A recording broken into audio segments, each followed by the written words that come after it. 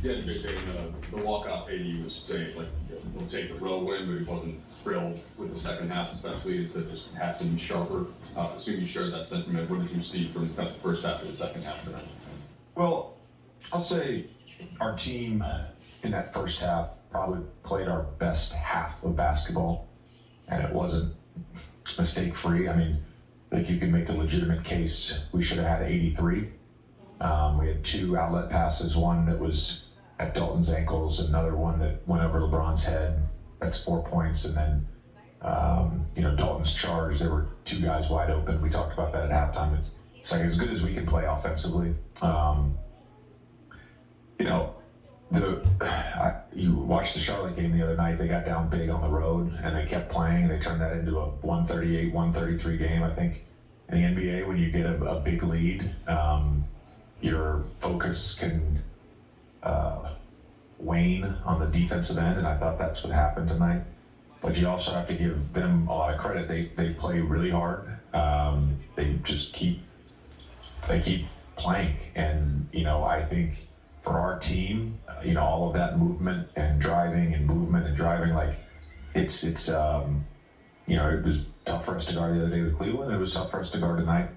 We'll certainly try to get better and clean some things up. We also have to start the third quarter better. That was probably the biggest thing. I think, you can try to put your opponent away there in the first 5 or 6 minutes of the third quarter when you have a big lead like that, and we allowed them to have life. For AD specifically, 38 more points, and every night it's been like that. You talked about this a lot going into the season, but did you anticipate this level of efficient scoring and the totals being up? I did. One? Yeah, I did. And it's funny tonight. We ran a few things for him, but it wasn't like we featured him. I think it's a testament to how we envision our offense. The ball is going to find the best players.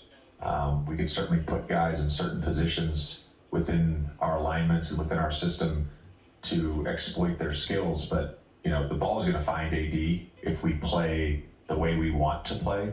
And then, we always look for opportunities to just feature him with a set call.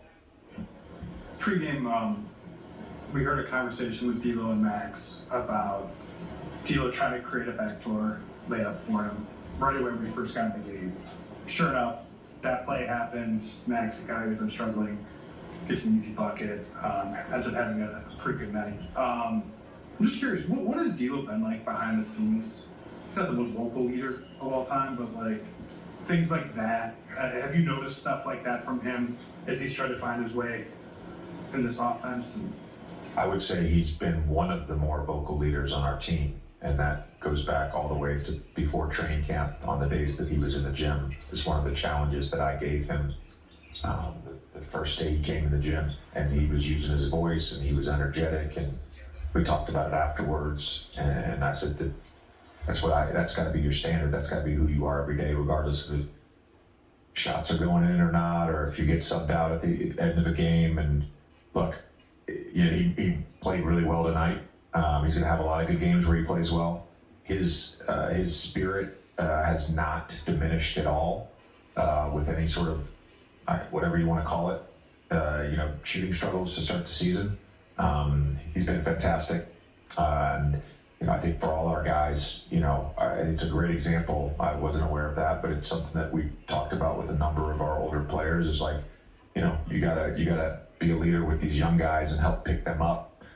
Give them some confidence, and it's great to hear D'Lo did that. The Lakers head to Detroit on Monday.